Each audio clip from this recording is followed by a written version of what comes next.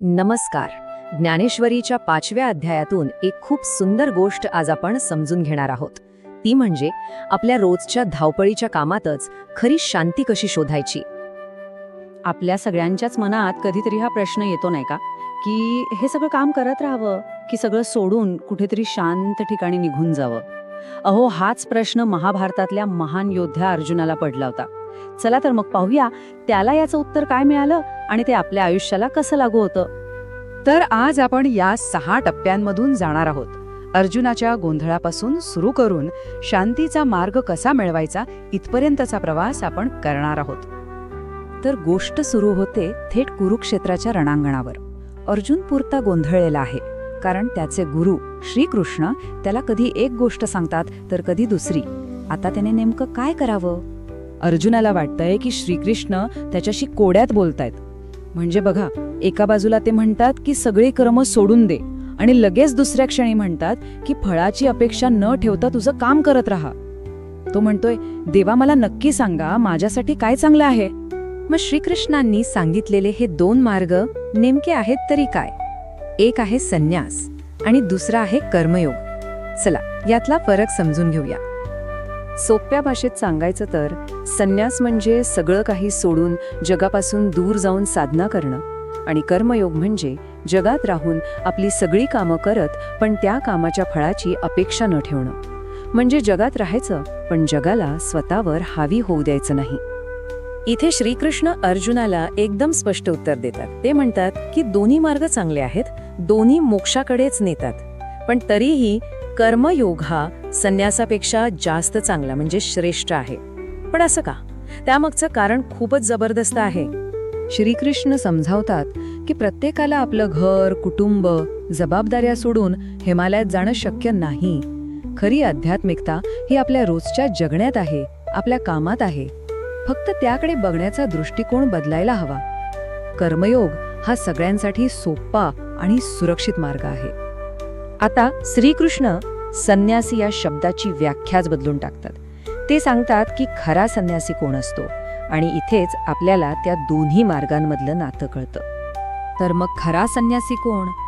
जो भगवे कपडे घालतो तो नाही. खरा संन्यासी तो ज्याचं मन बदलतं, ज्याच्या मनात कशाबद्दल आसक्ती नाही आणि द्वेषही नाही, जो सुख, दुःख, मान अपमान या सगळ्याच्या पलीकडे गेलाय, तोच खरा संन्यासी. याचाच अर्थ खरा संन्यास हा बाहेरून काहीतरी सोडण्यात नाही, तर आतून मनाने स्थिर होण्यात आहे. मग आपण जगात कुठेही असू, काहीही काम करत असू, तरी आपण संन्यासी असू शकतो. आणि इथेच सगळा उलगडा होतो. श्रीकृष्ण म्हणतात की हे दोन्ही मार्ग वेगळे नाहीच आहेत. जो व्यक्ती फळाची अपेक्षा न ठेवता आपलं काम करतो तो एकाच वेळी कर्मयोगी पण असतो आणि मनाने संन्यासी सुद्धा. दोन्ही मार्ग एकाच ठिकाणी पोहोचवतात. आता ही गोष्ट इतकी सुंदर आहे की ती समजवण्यासाठी ज्ञानेश्वरीमध्ये एक अप्रतिम उदाहरण दिलंय. कमळाचं पान पाहिलंय?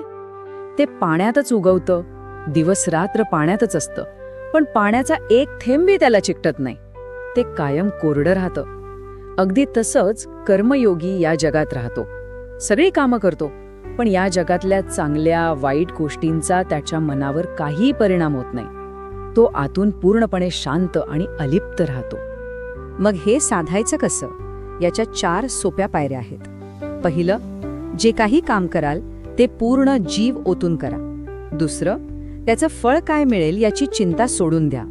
तिसरं, आपलं प्रत्येक काम ईश्वराला अर्पण करा. आणि चौथं, असं केल्याने आपोआप आपलं मन शुद्ध होतं आणि शांती मिळते. आता जरा विचार करा, ज्या व्यक्तीने ही अवस्था गाठली आहे त्याला हे जग कसं बरं दिसत असेल.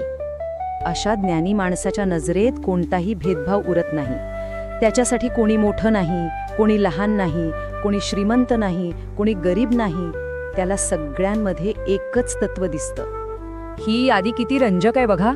ज्ञानी व्यक्तीसाठी एक विद्वान ब्राह्मण, एक गाय, एक हत्ती, एक कुत्रा आणि अगदी एक चांडाळ सुद्धा सारखाच असतो, कारण त्यांना बाहेरचं रूप नाही तर आत असलेलं एकच चैतन्य दिसतं. जेव्हा आपल्या मनातला मी आणि माझं हा भावच निघून जातो तेव्हा दुसरा कोणी उरतच नाही.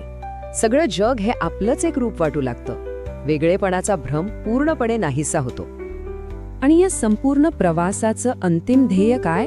तर एकच, मनाची अशी शांती जी कधीही ढळत नाही. इथे खूप महत्वाचा फरक सांगितला आहे. आपल्याला बाहेरच्या गोष्टींमधून म्हणजे इंद्रियांमधून जे सुख मिळतं ते तात्पुरतं असतं, ते येतं आणि जातं. पण खरा आनंद जो कधीच संपत नाही तो आपल्या आतच असतो, आपल्या आत्म्यात असतो. ह्याचा सरळ अर्थ असा आहे की जर आपण आपलं मन जिंकलं आणि आनंदाचा झरा आतच शोधला तर बाहेर जगात काही घडलं तरी आपण आतून शांत राहू शकतो. आपली शांती कोणत्याही बाह्य परिस्थितीवर अवलंबून राहत नाही. हा श्लोक सगळं सार सांगतो. आपल्या आयुष्यातलं खरं यश म्हणजे पैसा, पद किंवा प्रसिद्धी मिळवणं नाही.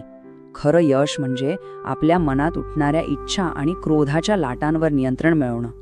जो हे करू शकला तोच या जगात खरा सुखी आहे. हे हजारो वर्षांपूर्वीचं ज्ञान असलं तरी आजही ते तितकंच खरं आहे. आता आपल्यासाठी प्रश्न हा आहे की आपण आपल्या कामाच्या ठिकाणी, आपल्या कुटुंबात, आपल्या रोजच्या जगण्यात हे कर्मयोगाचं तत्त्व कसं वापरू शकतो यावर नक्कीच विचार करण्यासारखं आहे.